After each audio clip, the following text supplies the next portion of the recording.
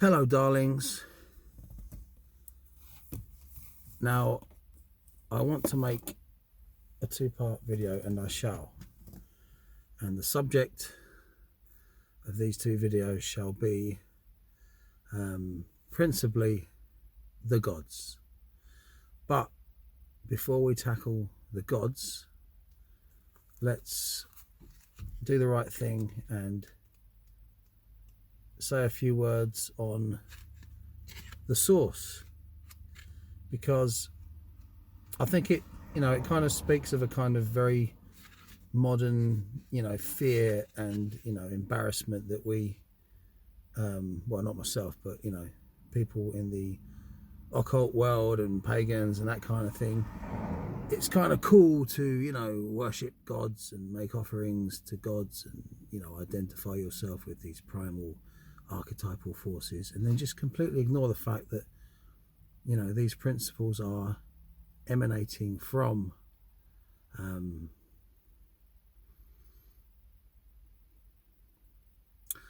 the great oneness, God. Trouble is, you say the word God, it has that kind of Christian Abrahamic connotation. So let's just forget that and just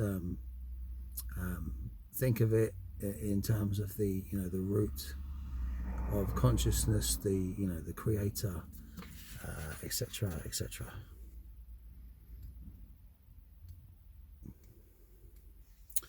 Now, what page was it on? 51. And I am reading from Adepthood, Complete Success on All Levels, A Letter to the True Seeker by Martin Faulks.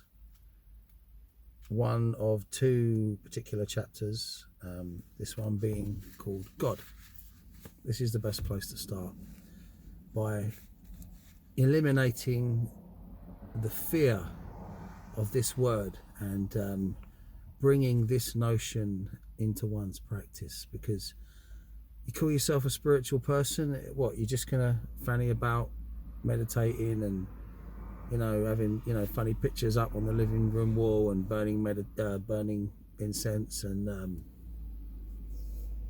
are you not going to take it to its highest conclusion? You're gonna you're not interested in taking this further. You're just comfortable with the window dressing. You're comfortable with the images, the phantasmagoria. Why not push it up that central pillar, right up into the light of what the Kabbalists would call Kether? Anyway, stop wallowing, Broderick Wallace, and read the damn book. It feels quite disrespectful, actually. This book is beautiful. God. You have in yourself something of the nature of God. Therefore make yourself a temple of God, on account of that which in you is the nature of God. Godlike awareness leads to divine knowledge. A man is to God is as a wave is to the sea. To emulate God, want for nothing. If you know him by whom you were made, you will know yourself. Let go of all those things which, when liberated from the body, you will not want. Invoke the higher powers to become your helpers. That which God gives you, no one can take away. He does not know God who does not worship him. Godlike abilities and divine competence are the only true proof of divinity. The man who is worthy of God is also a God among men. In all your actions, place God before your eyes. A scientific knowledge of God causes a man to use few words. Ask those things of God which you cannot receive from man. To use many words when speaking of God produces an ignorance of God. It is dangerous, and the danger is not small, to speak of God. even in things which are true. The foundation of piety is continence, but the summit of piety is the love of God. A true assertion respecting God is an assertion of God.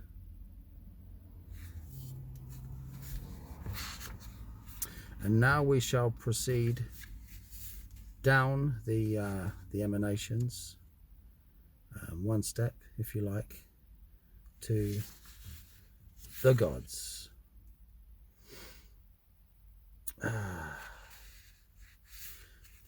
24.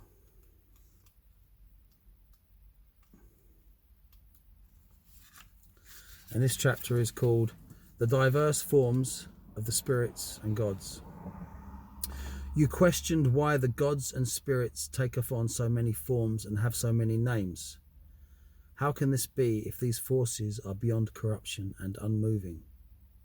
The truth is that the beings you mention exist as pure thoughts and do not have any form or name. It is our mind that brings these notions to us and gives them shape when we perceive them using our own individual consciousness. For this reason, beings of a given nature often appear with similar characteristics but diverse forms. The gods stand apart from other spirits as higher forms of pure thought that can raise you from your limitations. Why, may I ask, are some stones, plants, and even places held to be blessed and magical? If the gods are pure essence and exist in heaven, how can their influence be related to one planet or star in the sky, or a type of wood or sacred spring on earth? The gods in their splendor shine forth upon the earth as a hidden light behind all nature of things.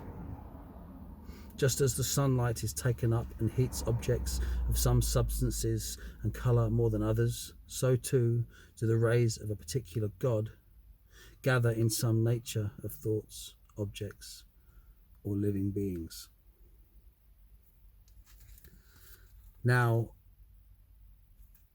that's wonderful.